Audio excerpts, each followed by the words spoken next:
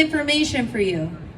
As many of you know, the Michigan Medical Marijuana Act was passed in 2008, and then Proposal 1 was passed in 2018. They were both ballot initiatives generated by the people of the state. You voted for that. The people of Michigan were heard. Over half of the Michigan residents voted for recreational, and 63% voted for medical. There is terrible legislation being introduced in Lansing, such as trying to reduce plant count or reduce patient access. There are invasive ordinances being approved in townships around the state, infringing on our rights. In order to be heard loudly by lawmakers, we must unite in support of the issues on which we voted for. Join our grassroots efforts at MichiganWeedsters.com or visit us at Monroe Street Fair to find out more. Please respond when there is a call to action. Also, some of you may have heard I'm a registered candidate in the new 68th District for the House of Representatives. The 68th District is near Flint, Michigan. It covers half of Burton, Davison, part of Grand Blanc, Goodrich, Groveland, and Northern Holly. Please get out and vote. Let your voice be heard. Stand for what you believe in. This is Amie Carter running for state representative, reminding you to smoke the vote. Woo!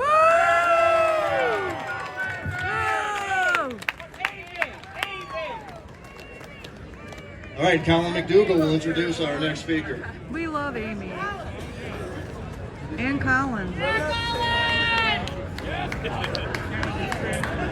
Hey everyone, my name is Colin McDougall, and it's my pleasure to introduce the man whose name consists of two verbs, Chuck Ream, a retired kindergarten teacher and former local official of nearby Scioto Township.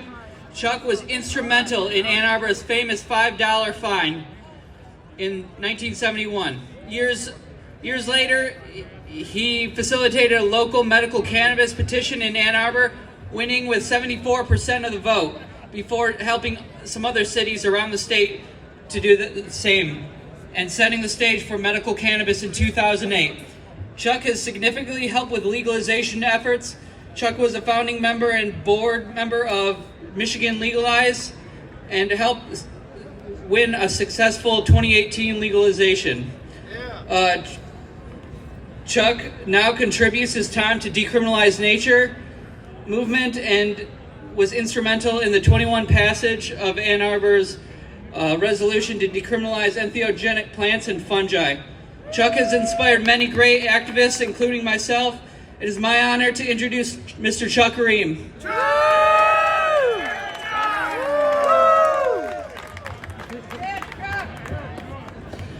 It's my great honor to be here today at Hash Bash, the 50th Hash Bash. I was at the first one. I'm happy to be here. I've been smoking for 55 years and I seem to be doing all right so far. I taught kindergarten for 33 years. I was an elected official 5 times in a row. And I traded that in 2004 to run the Medical Marijuana for Ann Arbor campaign, which was a joy. Now we work on the psychedelic initiatives. Please sign the petition for the psychedelic initiatives today. I'd like to mention, I always speak about great themes, but I'd like to mention my brother today. My brother was nearly dead from alcohol a year ago. My only sister has been dead from alcohol for a long time. My brother had anxiety, extreme alcoholism. He was taking anti-nausea pills so he could hold down more alcohol, sweating through his clothes, walking dead man. Make it real quick. He did the hospital detox. Now he's got his cookies. Every day he's joyful. He sends me texts every day. He's watching his plants grow. And his heart is full of joy. And he teaches a class at his local senior center. Complete turnaround. Right on. I'm 75 years old, so maybe I should talk about old people. Yeah. Being really old is new. Really old things didn't used to live. They got eaten by something else. Sometimes consciousness is the only thing that really old or sick people still have left. They should be allowed to manipulate their consciousness to find joy. Why should sick or old people not be able to use cannabis in a million different ways, or mushrooms, or nitrous oxide, or whatever they want to? We will create old folks' homes that will put finding joy ahead of life extension. We will find them, or we will create them. Once you're inside, it's too late, boys and girls. Most of all, I'd like to talk about human life on Earth and why we need mass consciousness change for civilization to survive. By rejecting the forbidden fruit and disconnecting from plant consciousness, we have created a civilization that is on a collision course with nature real soon. You knew the shit had hit the fan when you saw that it was 118 degrees in Canada. We're facing civilization-ending disaster and apocalypse unless human beings change the way we live. We will have to be more careful with resources, live in a simpler way. We enjoy living off the fat of fossil fuels, but our atmosphere is 60 miles thick. Our atmosphere is only 60 miles thick, and we're pumping it full of greenhouse gases. Sorry, I threw my wrist out yesterday, and I had to take a cannabis cookie before speaking, or I wouldn't even be here. Watching more things becomes even more pathological than it was before. We know human beings will have to grow up, face facts, and alter the way we live if we hope to survive as a civilized species on this earth and not destroy our deeply interconnected environment. We know there's an intrinsic wisdom contained in ecology, an implied ethic about humility, moderation, interconnection, balance, and natural limits. But does anyone really believe that human beings could unite for the common good rather than split into angry factions and engage in the final civilization-ending catastrophe? It seems impossible that humans could cooperate. It would take a vast change of consciousness to feel that deep interconnection, the brotherhood and sisterhood and connection to the earth, which would be necessary to successfully make it through the hard times and still have fun. We have to substitute something for materialism and consumption. Let's try to substitute peace and joy and love. The magical substances that we love, cannabis and the psychedelics, are the offering that we make to this suffering civilization. We have only scratched the surface in learning how to use them, and we can use them to rediscover sacred truths that don't conflict with reason or oppress people. We can make that understanding the basis of a spiritualized politics of consciousness.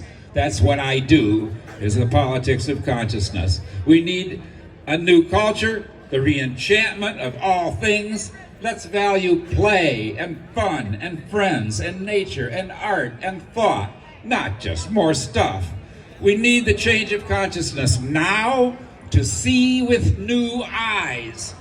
We need a politics of consciousness grounded in ecology. Mother Nature has lots to say. Let's use her tools to listen carefully and save ourselves. Thank you very much. Please sign the psychedelic petition today. Power to the people. Right on.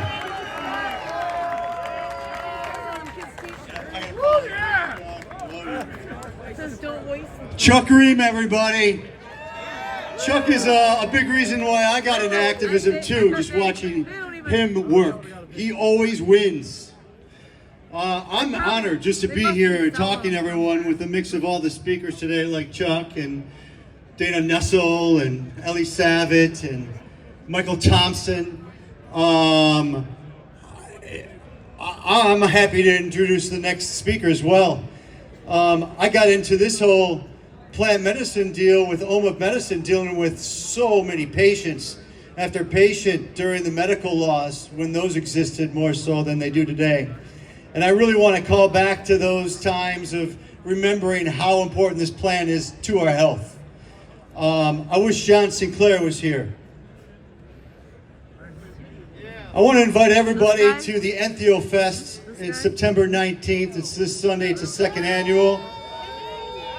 That's a celebration of plant medicines and the passing of a resolution here in 2020 that helps decriminalize plant medicines and fungi in this city. Ellie Savick came out with his own policy for the entire county of Washtenaw following that. But a big part of that has to be because of this next person I'm about to announce.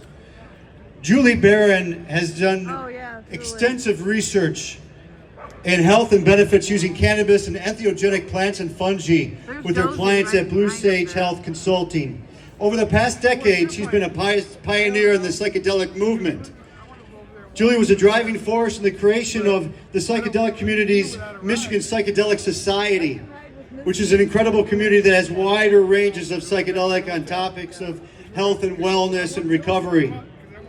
Julie also founded Decriminalize Nature Ann Arbor, which helped get that resolution passed in September of 2020. And now, working on a statewide initiative, which